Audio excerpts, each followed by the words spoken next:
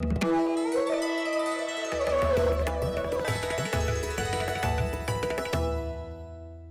धन्यवाद सर हमसे जुड़ने के लिए। ये कोरोना काल चल रहा है और इसमें अब सवाल सर ये है कि सामाजिक, सांस्कृतिक और साहित्यिक गतिविधियों पर क्या असर पड़ रहा है आपकी दृष्टि में असगर सर?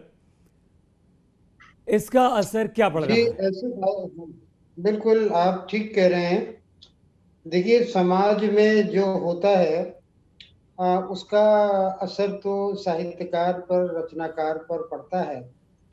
और जब असर उसके ऊपर पड़ता है तो वो अपनी कहानियों में, कविताओं में, उपन्यास में उस जीवन को, उस समस्या को लाता है।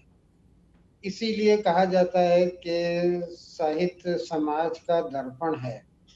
साहित्य जी के माध्यम से आप समाज को समझ सकते हैं।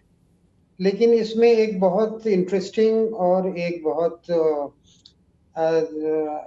एक देखने वाली बात यह है कि समाज का ये असर किसी भी साहित्यकार के ऊपर एक तरह से नहीं होता है, एक समय में नहीं होता है।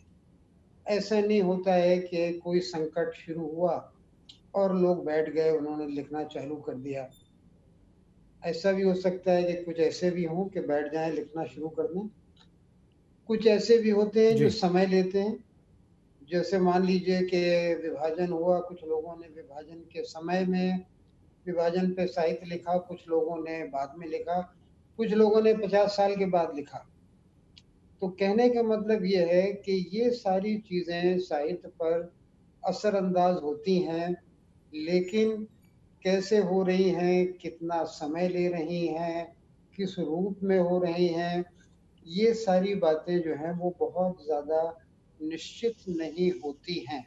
लेकिन आज आज हम देख रहे हैं अपने देश में कोरोना के कारण काफ़ी लोग विचलित हैं और काफ़ी लोग बेचैन हैं, काफ़ी लोग परेशान हैं। और आप जानते हैं कि रचनाकार बहुत संवेदनशील होता है, सेंसिटिव होता है। तो जी आप देखते हैं कि जो भी मनुष्य विरोधी, या समझिए कि आप मनुष्य के दुख और मनुष्य के तकलीफ को जब वो देखता है तो उसको वो स्वर देता है। आज हम बहुत सी रचनाएं देख रहे हैं, खास तौर से कविताएं देख रहे हैं जो सोशल मीडिया पे आ रही हैं, जो कि उनके बारे में है, मजदूरों के बारे में है जो पलायन कर रहे हैं, जो जा रहे हैं, जो लौट रहे हैं, उनके दुख, उनकी तकलीफ के बारे में है। कुछ और भी दूसरी कोरोना से जन्मी समस्याओं के बारे में है।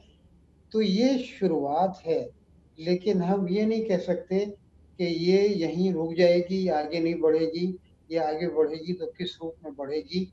लेकिन निश्चित रूप से ये सर साहित्य में रेखांकित होगी।